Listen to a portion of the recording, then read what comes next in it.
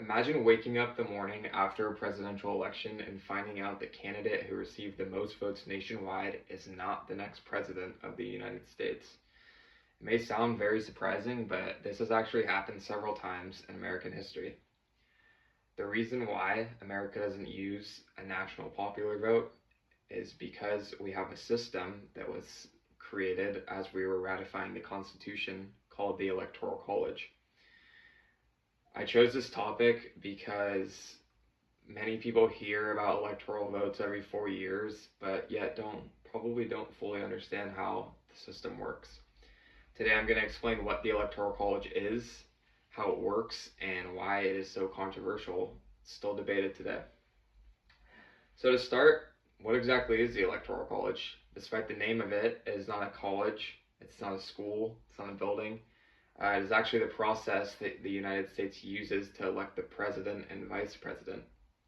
According to the National Archives, the Electoral College was created by the U.S. Constitution as a compromise between having Congress choose the president and having the citizens vote directly. As we know, our founding fathers were fairly elitist. Most notably, Alexander Hamilton believed that the rich or just people in government should be the ones that elect the president. He deeply distrusted the masses. So he believed that the citizens shouldn't, and the citizens believed that they should elect them. So they created a compromise, which is now the Electoral College. So in total, there are 538 votes. Each state receives an electoral vote equal to the number of representatives that they have in Congress, plus the 2 senators. California has the most electoral votes, that being 54, because it does have the highest population out of any of the other states. Several other states, like smaller states such as South Dakota, only have 3 popular votes, or 3 electoral votes. To become the president, the candidate must earn at least 270 electoral votes, which is more than half of the 538 total electoral votes that the Electoral College has. So now that we know what the Electoral College is, well, you have to look into how it works to fully understand it.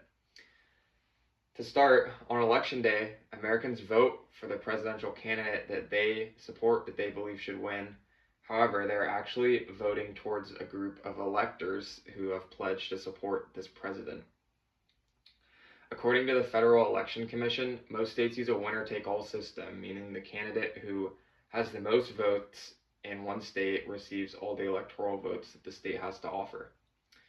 After Election Day, these electors meet in their states, they rally up, see who wins, and they send their electoral votes for president and vice president. These votes are then sent to Congress, where they are counted, and once a candidate reaches 270 votes, they are the next president of the United States. Although the process is fairly simple, see how it gets a little confusing, it is actually one of the most debated things in America today every time election comes around.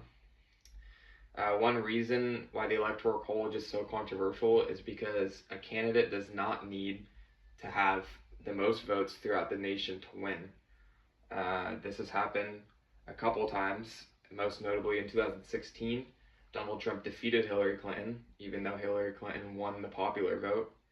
So she had all the votes in America, or she had the most votes in America, but Donald Trump did win the Electoral College, meaning he won more states than her, which obviously elects him as a president because we don't use a popular vote. Another criticism is that a candidate is going to spend most of their time campaigning in swing states. Swing state is a state that it shifts between elections. Like California, for example, is a lock for Democrats. It's projected to be Democrat for a while. Texas is projected to be Republican for a while. So the candidates who are running do not really spend time in the states that they know that they can win. They spend most of their time in states that will flip around because those are crucial to the election. But supporters of the Electoral College, on the other hand, argue that it protects the smaller states and encourages candidates to campaign across the entire country, as opposed to a popular vote. A candidate would spend most of their time in big cities with the most population. According to the Congressional Research Service, supporters believe the Electoral College balances the interests of the states with different population sizes, while critics argue it can result in unequal influence among voters.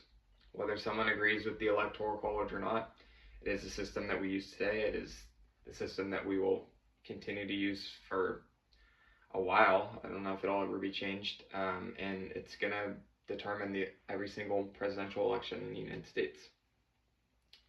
To conclude, today we learned what the Electoral College is, how it works, and why it continues to be so controversial. Although Americans do vote every 4 years, it is the Electoral College that elects the president, not the majority. Understanding this process helps us better understand why election results are reported the way they are and why certain states get more attention from a certain presidential candidate than others. The next time you watch election night coverage, you're now going to know exactly why they are focused on one number, and that number is 270. Thank you.